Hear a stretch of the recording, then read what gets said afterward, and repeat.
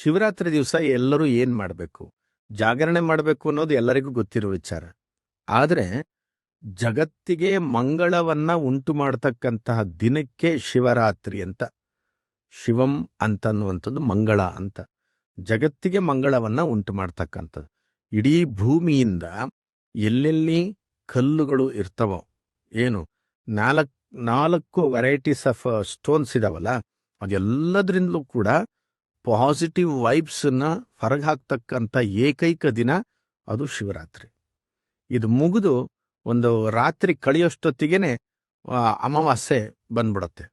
ನೋಡಿ, ಇಂಥ ಒಂದು ಅದ್ಭುತವಾಗಿರ್ತಕ್ಕಂತಹ ದಿನದಲ್ಲಿ, ಅದು ಈ ವರ್ಷ ಅಂತೂ ಒಂದು ಶನಿ ಜಯಂತಿ, ಇನ್ನೊಂದು ಶಿವರಾತ್ರಿ ಒಂದೇ ದಿವಸದಲ್ಲಿ ಬಂದಿದೆ.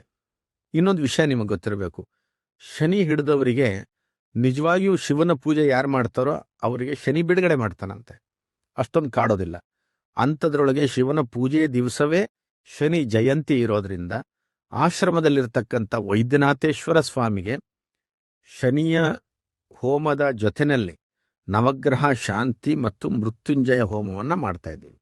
ಹಾಗಾಗಿ ಬಹುತೇಕ ಅದರೊಳಗೂ ಯಾರು ಕಡ್ಡಾಯವಾಗಿ ಅಂತಂದ್ರೆ, ಯಾರು ಕುಂಭರಾಶಿ, ಮೀನರಾಶಿ, ಮೇಷರಾಶಿಯವರಿದ್ದೀರಿ, ಅದೇ ಥರದಲ್ಲಿ ಯಾರು ಮಿಥುನದವರಿದ್ದೀರಿ, ಆಮೇಲೆ ಸಿಂಹರಾಶಿಯವರಿದ್ದೀರಿ, ಆಮೇಲೆ ವೃಶ್ಚಿಕ ರಾಶಿಯವರಿದ್ದೀರಿ, ಇವರಿಷ್ಟು ಜನ ಕಡ್ಡಾಯವಾಗಿ ಈ ಪೂಜೆಯಲ್ಲಿ ಭಾಗವಹಿಸ್ತಕ್ಕಂಥದ್ದು ಭಾರಿ ಒಳ್ಳೆಯದು.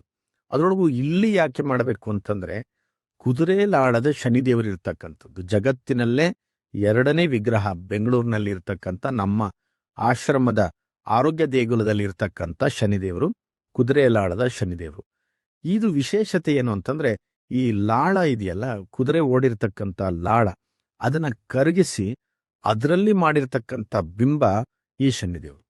ಅಂದ್ರೆ ಈ ಶನಿದೇವರಿಗೆ ಒಂದು ಆರತಿ ಮಾಡೋದು, ಏಕಕಾಲದಲ್ಲಿ 36 ಶನಿ ದೇವಸ್ಥಾನಗಳಿಗೆ ಹೋಗಿ ಪೂಜೆ ಮಾಡಿದ ಫಲ ಸಿಗತ್ತೆ. ಅದರೊಳಗೂ ನಿಮ್ಗೆ ಇಲ್ಲಿ ಬರೀ ಒಂದು 100 ರೂಪಾಯಿಗೆ ಒಂದು ದೀಪವನ್ನು ಕೊಡ್ತಾರೆ. ಶನಿ ದೀಪ, ಮತ್ತೊಂದು ಶಿವನ ದೀಪ ಅಂತ. ಶನೀಶ್ವರ ದೀಪ, ಈ ದೀಪ ಹಿಡ್ಕೊಂಡು ನೀವು 11 ಸುತ್ತು ಬರಬೇಕು. 11 ಸುತ್ತು ಬಂದಾಗ ನಿಮ್ಮ ಏನು ಇಚ್ಛೆಗಳಿದಾವೆ, ಏನು ತೊಂದರೆಗಳಿದಾವೆ, ಅದನ್ನೆಲ್ಲವೂ ಆ ದೀಪದಲ್ಲಿ ನಿವೇದನೆ ಮಾಡ್ಕೊಳ್ತಾ ಪೂಜೆ ಮಾಡ್ತಕ್ಕಂಥದ್ದು ಬಹಳ ವಿಶೇಷವಾದ್ದು. ಅದು ಒಂದು 27 ದೀಪ, 51 ದೀಪ ಅಥವಾ 108 ದೀಪ ಹೀಗೆ ಮಾಡಬೇಕು. ಒಟ್ಟಿನಲ್ಲಿ ಶಿವರಾತ್ರಿ ದಿವಸ ಮಾತ್ರ, ಅದು ವರ್ಷಕ್ಕೆ ಒಂದೇ ದಿನ ಸಿಕ್ಕೋದ್ರಿಂದ, ಶನೀಶ್ವರ ಯಾಗ ಮತ್ತು ಮೃತ್ಯುಂಜಯ ಯಾಗದಲ್ಲಿ ನೀವು ಭಾಗವಹಿಸಿ ಮಧ್ಯಾಹ್ನ ಪ್ರತಿಯೊಬ್ಬರು ಒಂದು 2 ಗಂಟೆಗೆ ಈ ಸನ್ನಿಧಾನದಲ್ಲಿ ಇದ್ದರೆ ನಿಮ್ಗೆಲ್ಲರಿಗೂ ಸಹ ಶಿವನ ದರ್ಶನ ಆಗುತ್ತೆ. ಸಂಜೆ 6 ಗಂಟೆಗೆ ಪ್ರತಿಯೊಬ್ಬರ ಕೈಯಿಂದಲೂ ಸಹ ಶಿವನಿಗೆ ಅಭಿಷೇಕವನ್ನು ಮಾಡಿಸ್ತಕ್ಕಂಥದ್ದು ನಡೀತದೆ. ಬಿಲ್ವಾರ್ಚನೆ ಮತ್ತು ರುದ್ರಾಭಿಷೇಕ, ಅಂದ್ರು ರುದ್ರಾಕ್ಷಿಗಳನ್ನೆಲ್ಲ ಶಿವಲಿಂಗದಲ್ಲಿ ಇಟ್ಟು ಅಭಿಷೇಕವನ್ನು ಮಾಡಿ, ಆ ರುದ್ರಾಕ್ಷಿಗಳನ್ನ ನೀವು ಅಭಿಷೇಕ ಮಾಡಿದವರಿಗೆ ಒಂದೊಂದು ರುದ್ರಾಕ್ಷಿಯನ್ನು ಸಹ ಕೊಡಲಾಗತ್ತೆ.